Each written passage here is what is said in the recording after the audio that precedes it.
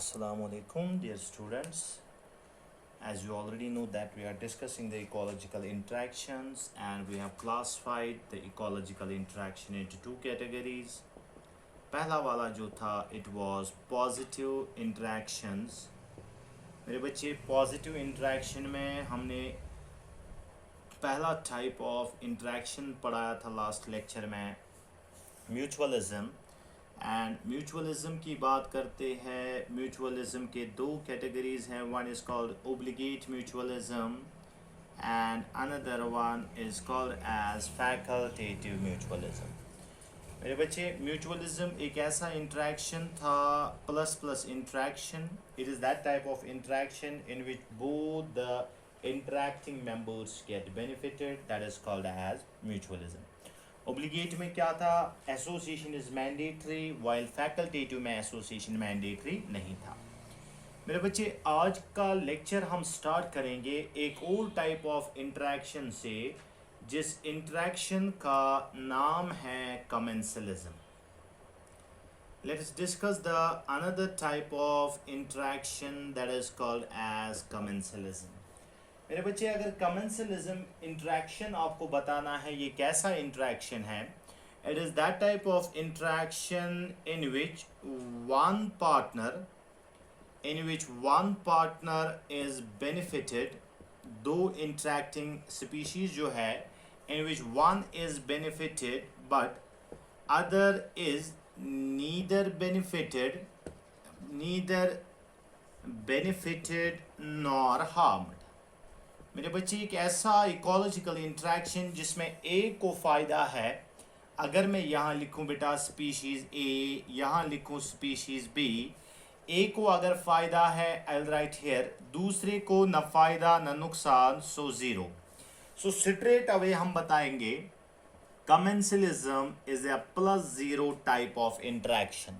is that type of ecological interaction in which one species या one interacting member is benefited but other is neither benefited nor harmed. This type of interaction is called as ecological interaction, or we call this type of interaction as commensalism. मेरे बच्चे जब हम commensalism की बात करेंगे ये एक ऐसा ecological interaction है जिसमें एक को फ़ायदा है, दूसरे को न फ़ायदा न नुकसान है. In a shorter term, it is also called as stable together.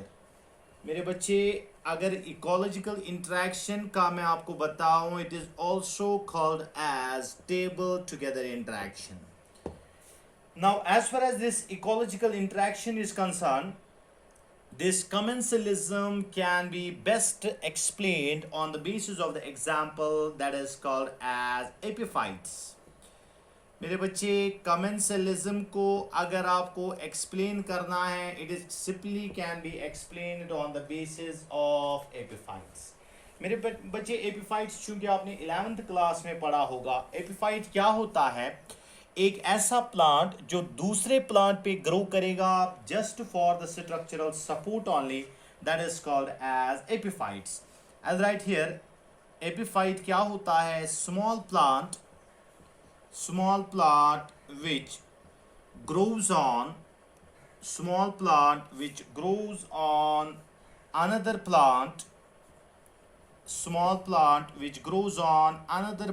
for structural support only. सिर्फ और सिर्फ उसको चाहिए मेरे बच्चे स्ट्रक्चरल सपोर्ट. ये एपिफाइट जो होता है ये होस्ट प्लांट से जिसके ऊपर ये ग्रो करता है उससे कोई भी न्यूट्रिशन डिराइव नहीं करता है. Sometimes these epiphytes are also called as space parasites.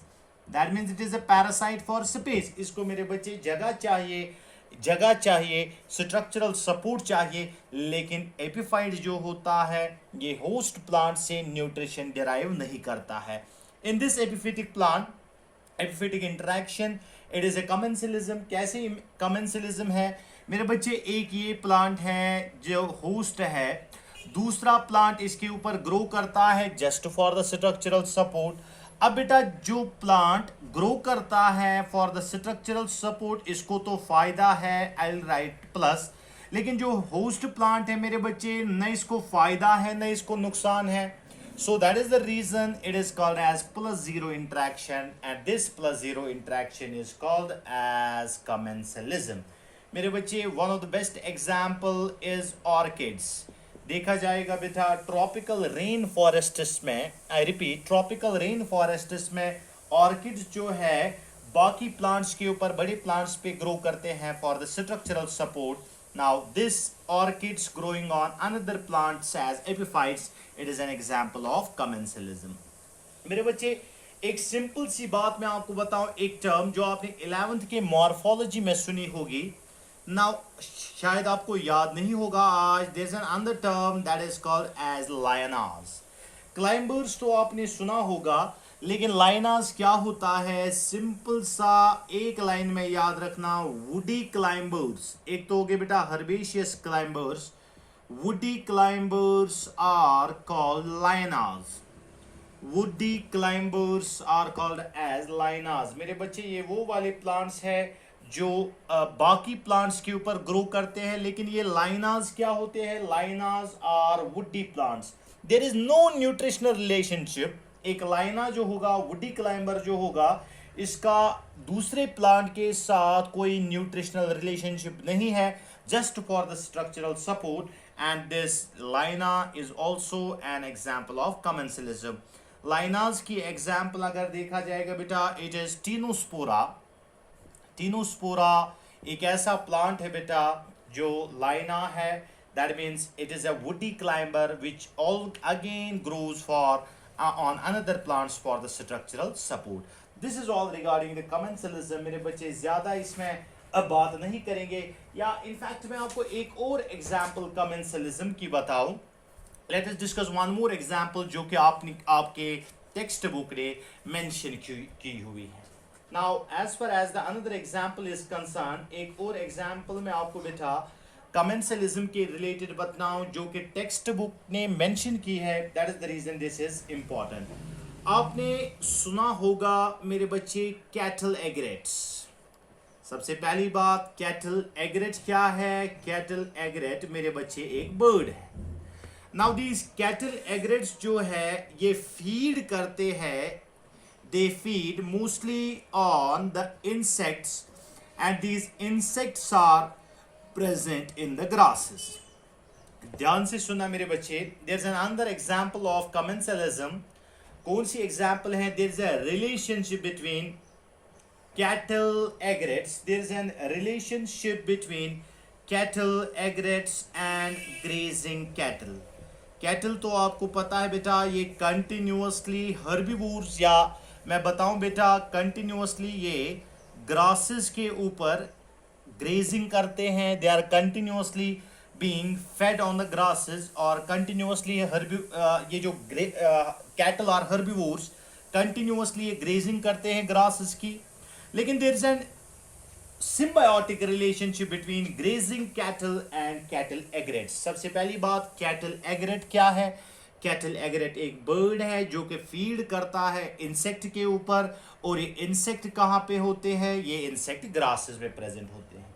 मेरे बच्चे, अगर देखा जाएगा, अगर इन कैटल एग्रेट्स को, इंसेक्ट्स को फ्लश करना है, फ्लश आउट करना है, if the cattle egrets the flush out insects from the grasses alone, इनको मेरे बच्चे थोड़ी सी डिफिकल्ट होती है इंसेक्ट्स को ढूंढना.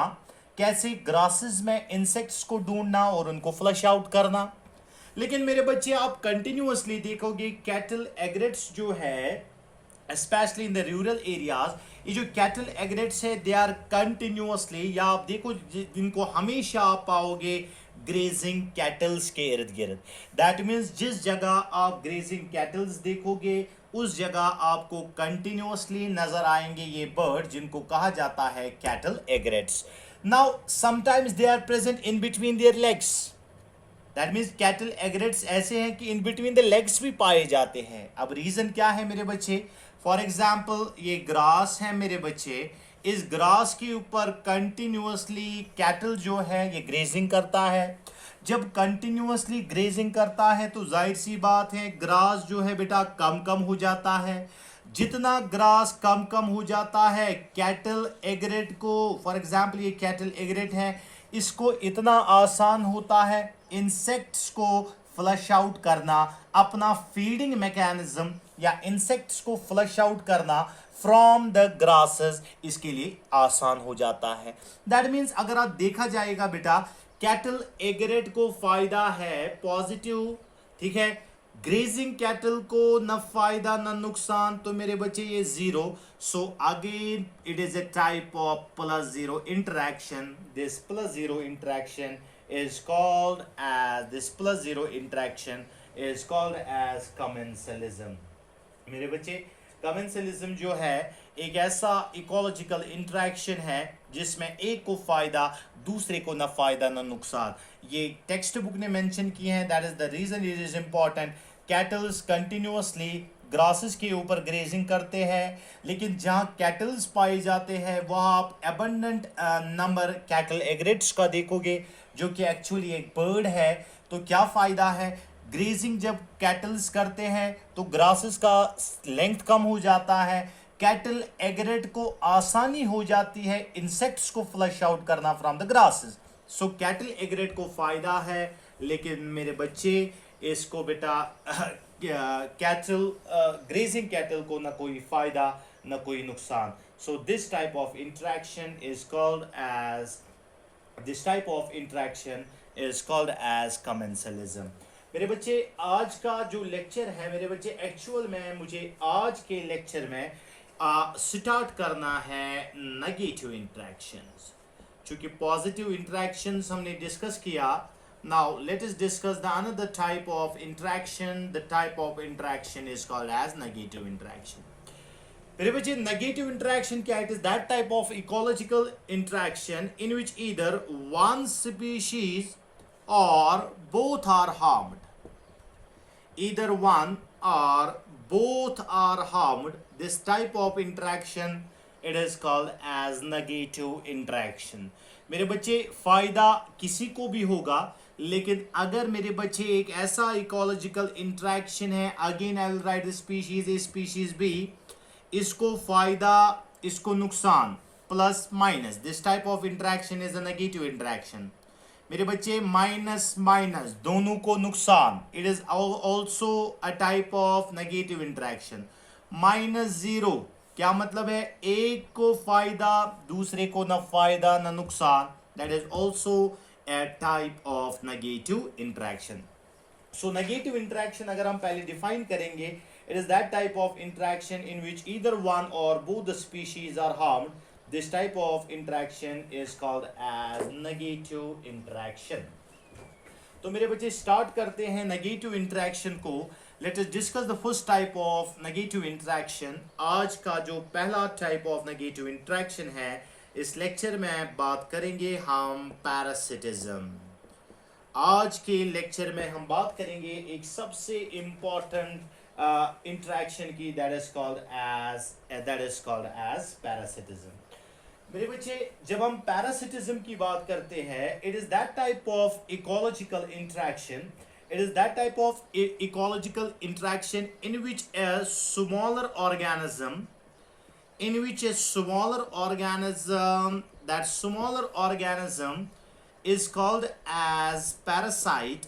smaller organism is called as parasite। this smaller organism derives its nutrition, shelter and support from the larger organism। मेरे बच्चे ध्यान से सुना, एक स्मॉलर ऑर्गेनिज्म डिराइव करता है nutrition, shelter, space from the larger organism. That larger organism is called as host.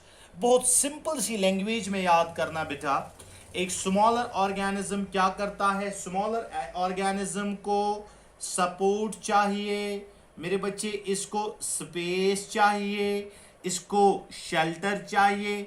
इस smaller organism को ये सारी चीजें सपोर्ट, स्पेस, शेल्टर मिलता है एक लार्जर ऑर्गेनिज्म से।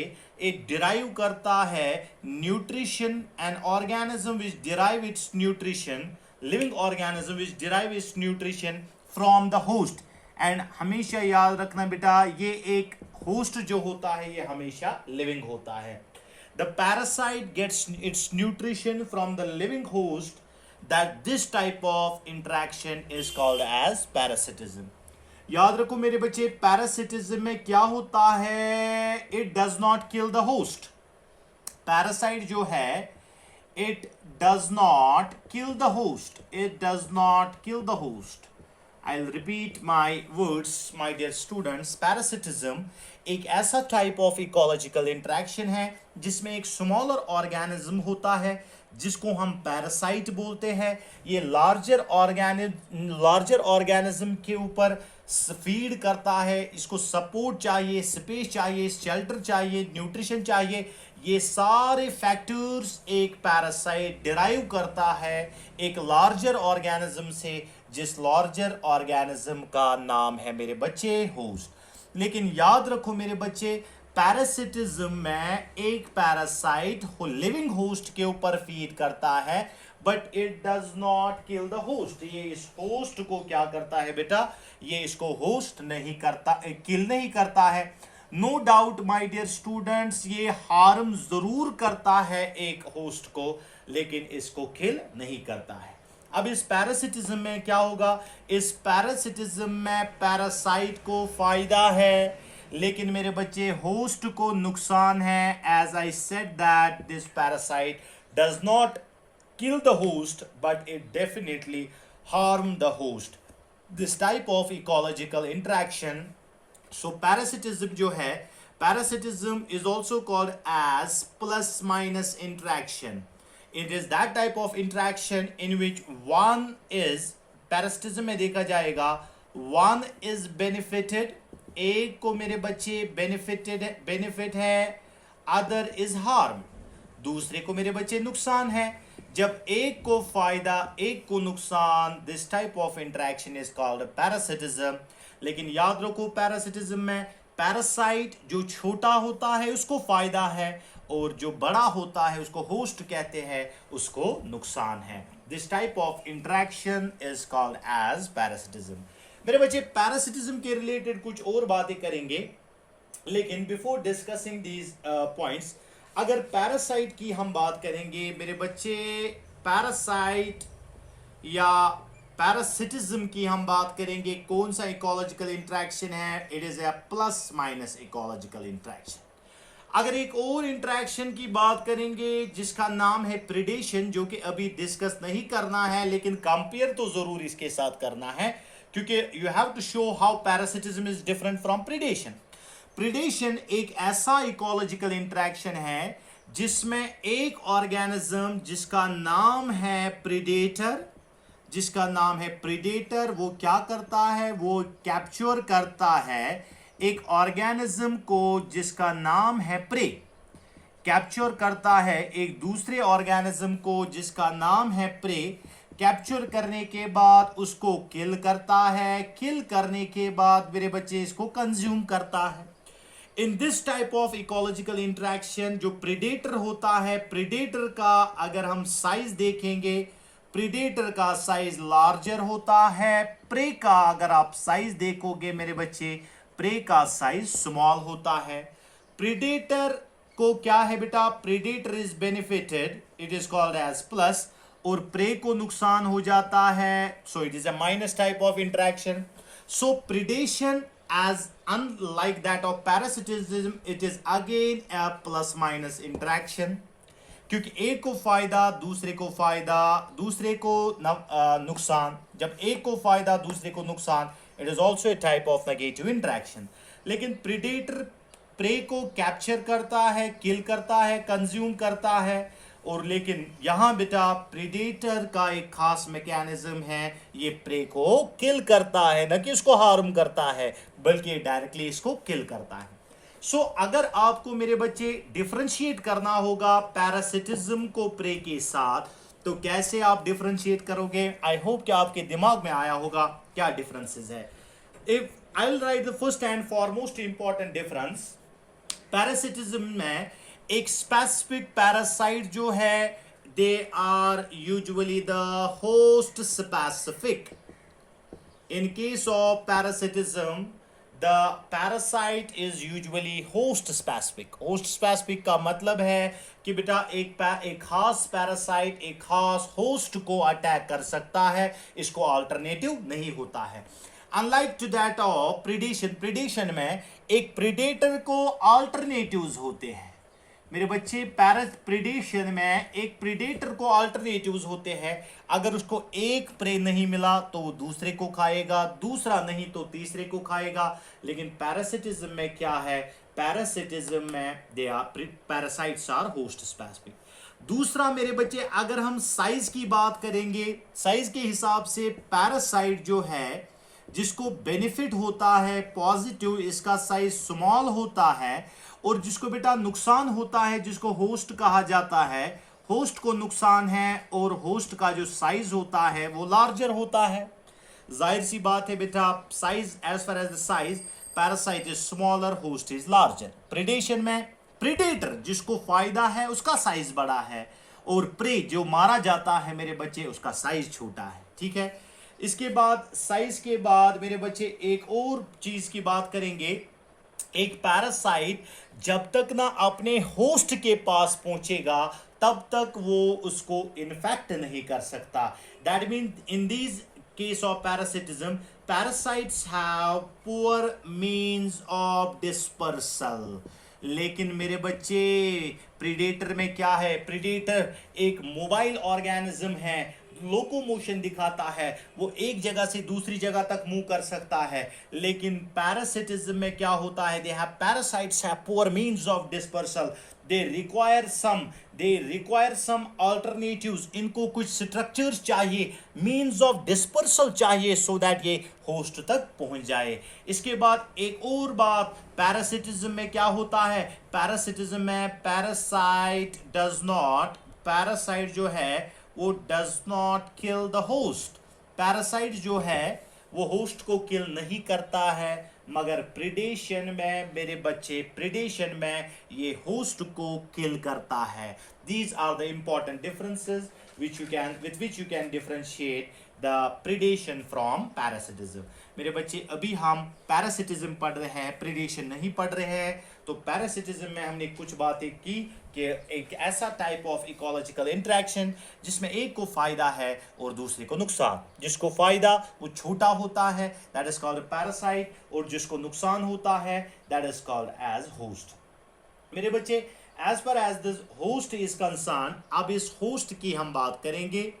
It is beyond the level of your class. एक होस्ट जो है ये दो टाइप्स का हो सकता है। One type of host, it is called as definitive host. Now one type of host, it is called as definitive host, and another type of host is called as intermediate host. मेरे बच्चे host की जब हम बात करते हैं, one type of host it is called as definitive host and another type of host is called as intermediate host. मेरे बच्चे डेफिनेटिव होस्ट का दूसरा नाम है, it is also called as primary host. Definitive host जो है it is also called as primary host. कैसे हम डिफाइन करेंगे या डिफरेंशिएट करेंगे बेटा, एक ऐसा होस्ट जिसमें पैरासाइट जो है in which the parasite reach maturity, अपना सेक्सुअल रिप्रोडक्शन पैरासाइट जिस होस्ट में कंप्लीट करता है, that host is called as definitive host or we call it as primary host. लेकिन वो वाला होस्ट मेरे बच्चे, the host which harbors parasite for a very short span of time, या एक ऐसा होस्ट जिसमें पैरासाइट कुछ टाइम के लिए बेटा रहता है, the type of host is called as intermediate host. मेरे बच्चे वो वाला host, the host in which parasite reach maturity, मेरे बच्चे एक ऐसा होस्ट जिसमें पैरासाइट मैच्योरिटी तक पहुंच जाएगा, इनफैक्ट अपना सेक्सुअल रिप्रोडक्शन भी कंप्लीट करेगा, उस होस्ट को कहा जाता है डेफिनेटिव होस्ट। लेकिन वो वाला होस्ट जिसमें पैरासाइट रहेगा फॉर ए स्मॉल टाइम, एक छोटे टाइम के लिए पैरासाइट इसके ऊपर रहेगा, the type of host is called as intermediate host. I repeat, वो वाला होस्ट जिसमें पैरासाइट अपना लाइफ साइकिल कंप्लीट करेगा, मैच्योर हो जाएगा, सेक्सुअल रिप्रोडक्शन करेगा, that is called as definitive host और primary host. And intermediate host क्या होता है? वो होस्ट मेरे बच्चे जिसमें पैरासाइट रहता है for a short span of time. मेरे बच्चे अगर देखा जाएगा ह्यूमंस जो है, ह्यूमन बींग्स जो है, humans are primary host. Humans are primary host. आप ह्यूमन हेल्थ एंड डिजीज में पढ़ोगे, humans are primary host for trypanosomes. Humans are primary host for trypanosomas while as CC fly होता है बेटा एक TSE इसको एब्रीवेट या इसको प्रोनाउंस किया जाता है एज CC fly जो है, CC fly is the intermediate host. I repeat dear students, जो human beings हैं they are the primary host for trypanosomas while as the CC fly is an intermediate host, while as CC fly is an intermediate host. So this is regarding the definitive host and the intermediate host. मेरे बच्चे अभी जो हमने बात की, अभी की मैं इंपॉर्टेंट बात कर रहा हूं, अभी हमने कहा पैरासाइट्स की अगर हम बात करते हैं, पैरासाइट्स जो है, parasites are host specific. Host specific का क्या मतलब है मेरे बच्चे? होस्ट स्पेसिफिक का ये मतलब है कि there is a limited range. एक पैरासाइट एक स्पीशीज को इन्फेक्ट कर सकता है। It can not effect a wide range of host. That means एक इंपॉर्टेंट टर्म आपने सुनी होगी, that is called as coevolution. मेरे बच्चे यका और यका मॉथ के बारे में ये टर्म हमने यूटिलाइज की थी, दैट इज को इवोल्यूशन। पैरासाइट और होस्ट में भी ये टर्म इस्तेमाल होती है, दैट इज कॉल्ड एज को इवोल्यूशन। को इवोल्यूशन का मतलब है अगर होस्ट अपने अंदर कुछ चेंज लाएगा, ध्यान से सुना मेरे बच्चे, if host try to develop some adaptation, या होस्ट अपने अंदर कुछ मैकेनिज्म, ऐसे मैकेनिज्म डेवलप करेगा जिसकी वजह से वो रिजेक्ट करेगा पैरासाइट को, या जिसकी वजह से पैरासाइट इसको इन्फेक्ट नहीं कर सकता। इन द सेम वे मेरे बच्चे, at the same time parasite to evolve, जब अगर होस्ट इवॉल्व हो जाएगा, होस्ट अपने अंदर कुछ चेंज डेवलप कर पाएगा, but at the same time parasite भी मेरे बच्चे इवॉल्व करता है कुछ ऐसे मैकेनिज्म ताकि वो काउंटरएक्ट करे, ताकि वो न्यूट्रलाइज करे मेरे बच्चे होस्ट को, ताकि वो सक्सेसफुली पैरासाइट करे मेरे बच्चे किसको? होस्ट को। This phenomenon is called as को evolution.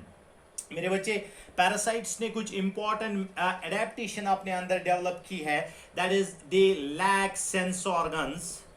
Parasites lack sense organs. Parasites में क्या होता है? अननेसेसरी सेंस ऑर्गन्स नहीं होते हैं।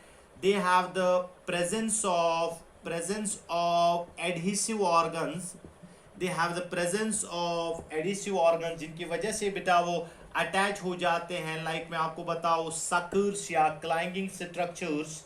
दे have lost digestive system, loss of digestive system, because when they derive nutrition from the host, तो इनको डाइजेस्टिव सिस्टम की रिक्वायरमेंट क्या है? But they have the high reproductive capacity. इनका रिप्रोडक्टिव कैपेसिटी जो है वो बहुत ज्यादा होता है। I repeat my dear students, ये सेंटेंस में आपको बेटा रिपीट करो, अगर होस्ट ने अपने अंदर कुछ चेंज लाए, होस्ट ऐसे मैकेनिज्म डेवलप करेगा सो दैट ये पैरासाइट को रिजेक्ट करे, लेकिन पैरासाइट में भी सलाहियत है कि वो अपने अंदर चेंज लाए। That means both the host and the parasite try to evolve simultaneously, and this type of evolution is called as coevolution. मेरे बच्चे, नो डाउट एक पैरासाइट होस्ट को किल नहीं करता है। I repeat my dear students, एक parasite host को kill नहीं करता है, फिर क्या करता है मेरे बच्चे? ये इसका survival, they reduce the survival.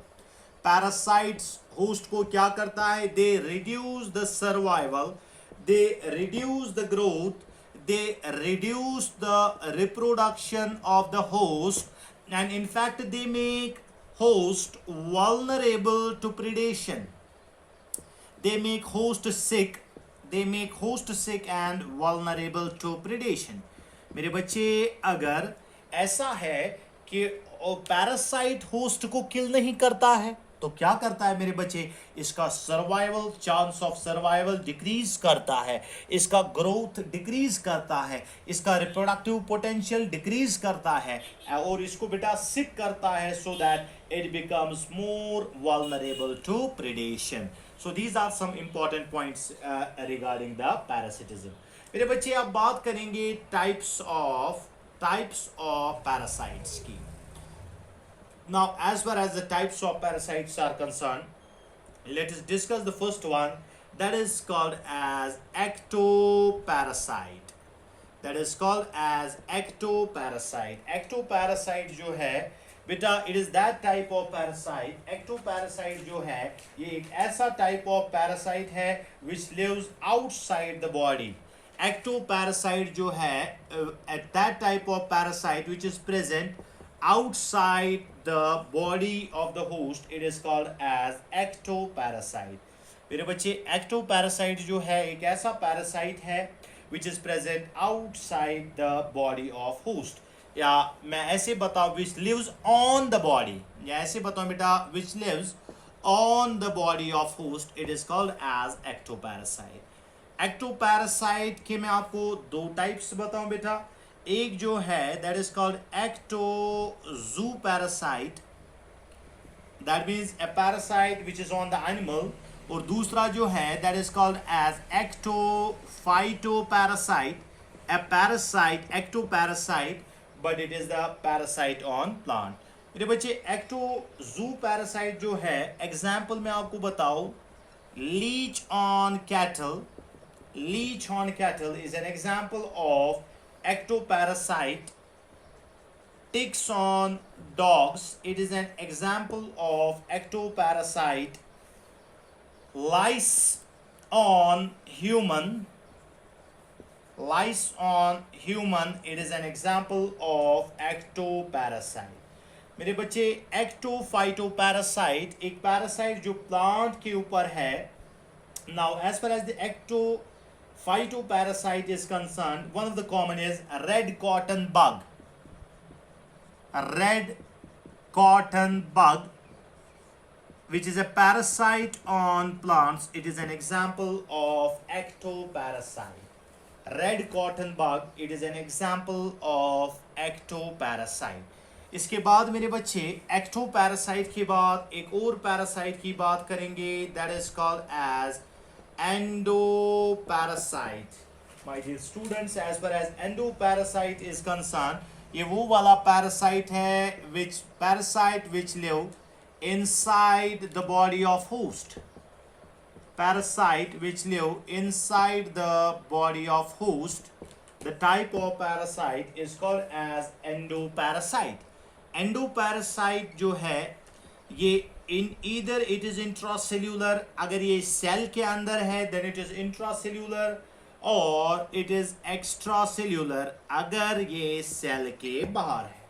अगर सेल के अंदर है then it is called as intracellular, और अगर सेल के बाहर है that is called as extracellular. मेरे बच्चे, एंडोपैरासाइट्स की अगर हम बात करेंगे, one of the common examples of endoparasites is tapeworm is an example of endoparasite. Ascaris is an example of endoparasite. Entamoeba, which lives in the intestines of man, it is an example of endoparasite. मेरे बच्चे, endoparasite का एक खास नाम मैं आपको बताऊं, Plasmodium. आपने ह्यूमन हेल्थ एंड डिजीजेस में पढ़ा होगा. प्लाज्मोडियम जो कहाँ होता है, which is present in the RBCs of human, that means it is an intracellular parasite. It is an endoparasite, but it is intracellular parasite. So these are the examples of endoparasites. इसके बाद बेटा एक और type of parasites का मैं आपको बताऊं. One type of parasite, it is called as temporary parasites. Another type of parasites are called as permanent parasite. वो वाले पैरासाइट जो कंटैक्ट में आ जाते हैं होस्ट के साथ for a brief period. For a brief period, the type of parasite is called as temporary parasite. The parasite which come in contact with the host for a very brief period, it is called as temporary parasite. Example जो बेटा leech on cattle, it is an example of temporary parasite. And permanent parasite is that type of parasite which lives, which remain in contact throughout the life of host. एक ऐसा parasite जो अपने host के साथ जिंदगी भर रहेगा. The type of parasite is called as permanent parasite. मेरे बच्चे जितने भी ह्यूमंस के अंदर बेटा पैरासाइट्स हैं, they are called as permanent parasites. Now let us discuss some important terms. बेटा हमने पैरासिटिज्म खत्म किया, अब कुछ important बातें बेटा पैरासिटिज्म के related. Now as far as this parasitism is concerned, there is another term that is called as epiparasite. मेरे बच्चे epiparasite क्या होता है? एक ऐसा parasite, a parasite which lives on another parasite.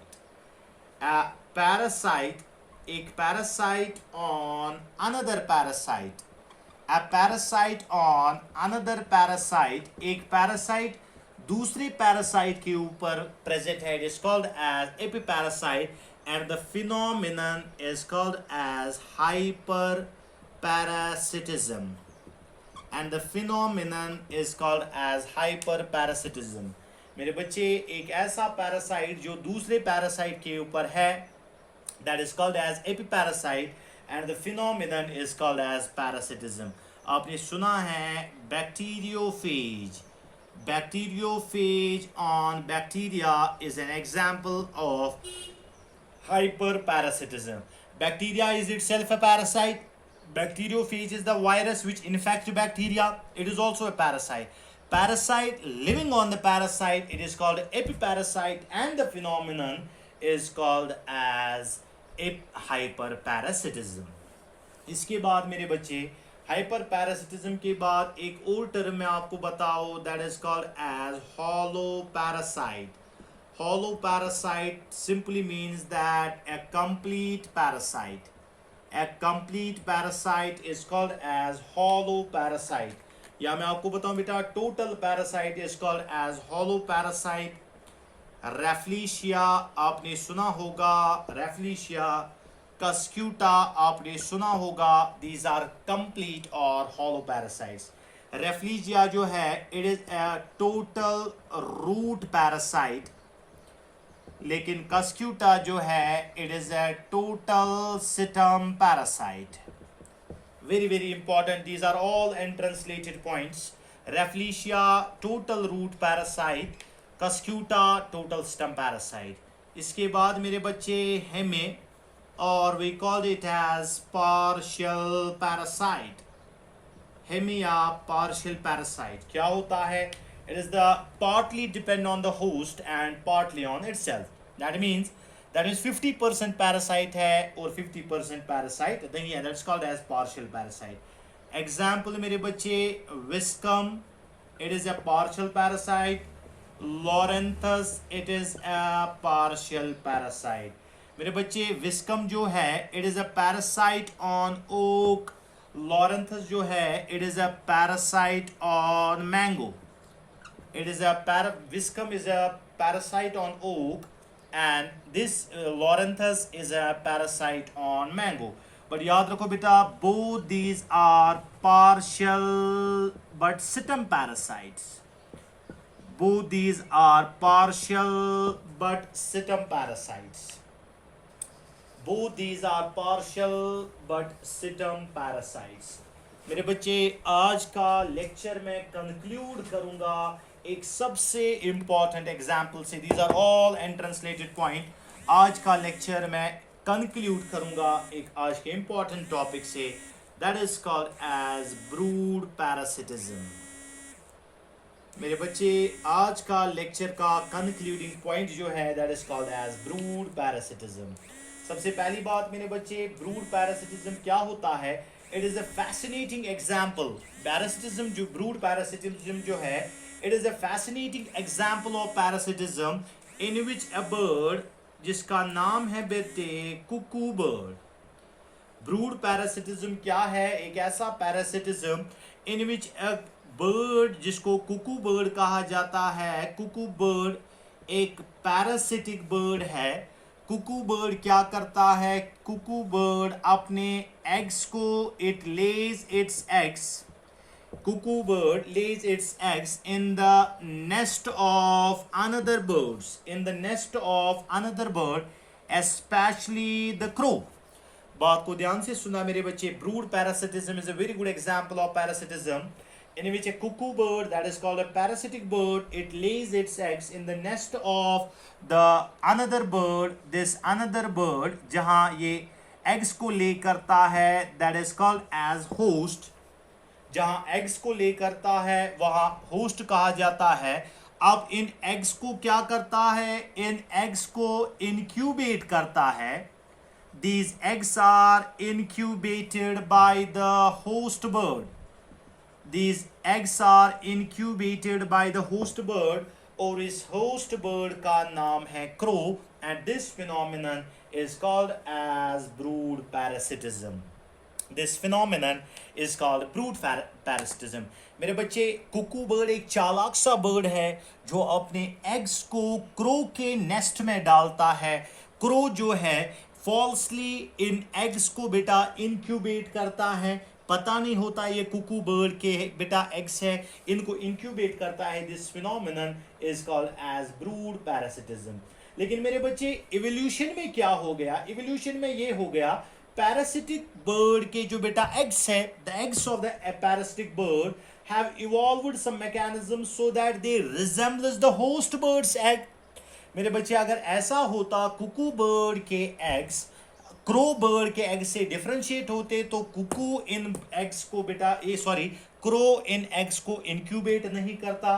सो बेटा, the reason is that during the course of evolution the eggs of the cuckoo bird have evolved some mechanisms so that they resemble the eggs of the crow या host bird के eggs को क्या करे बेटा? वो इनको resemble करे in terms of color, in terms of size, so that ये crow जो है ये इन foreign eggs को detect नहीं करता है। Had it been the case ये इन eggs को detect करता, तो ये इन eggs को अपने nest से बाहर फेंकता। बेटा, this is an example of brood parasitism. I hope you got the basic idea parasitism क्या होता है and how this parasitism is different from predation. मेरे बच्चे, नेक्स्ट वाले लेक्चर में हम बात करेंगे एक important interaction that is called, last type of interaction that is called as parasitism. ये parasitism नहीं, predation.